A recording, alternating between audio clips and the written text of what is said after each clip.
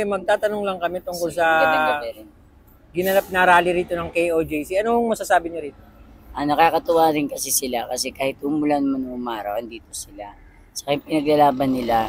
Kasi hindi natin sila masisisi kung ano yung mga pinaglalaban nila, talagang pinanggusto nila eh. Kaya lang, ang hindi lang maganda doon minsan, kasi nasa Diyos sila eh, di ba yung ako Christian ako. Kaya lang, may mga tayo kasi hindi natin kailangan magsalita ng pangit sa tao kasi lahat naman tayo nagkakamali, di ba?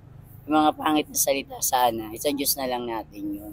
Kasi hindi naman tayo perfect ng tao. Dapat hindi na lang natin nihusgahan yung tao. Hindi na tayo nagsasalita pa ng pangit, ng hindi maganda, lalo na ng kasi hindi gusto ng Diyos yan, yung mga ganyan, lalo na kung ang pinaglalaban nila ay si Pastor Kibuloy, di ba?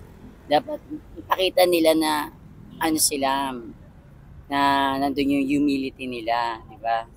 Dapat ganun silang tao. Pero okay naman sila kasi kahit umulan umaraw, yung sacrifice nila nandun pa rin.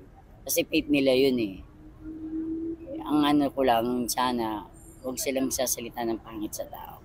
Kasi tao pa rin yun, di ba? So, yung pangalawang tanong namin, ano po ba yung masasabi niyo ngayon sa Presidente Marcos natin? Kay Presidente Marcos, okay lang din naman. Kasi pag halimbawa humingi ka ng ano, nakakatanggap naman kami, mga ayuda.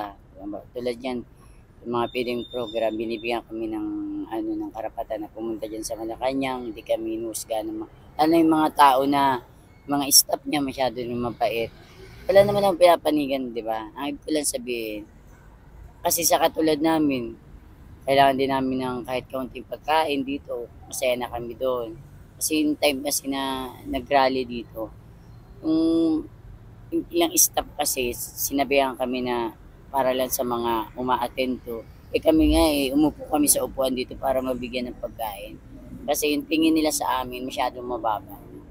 Kung talaga nasa Diyos sila, dapat pinapakita nila yung maging ano sila, maging mabait sila sa kapwa nila, maging maawain sila. Kasi hindi rin naman kami hihingi sa kanila kung meron lang din kami, di ba? Presidente, mabait naman si President kasi tulad ko, nakakakuha ko ng mga ano sa DSWD, okay naman yung palakad niya.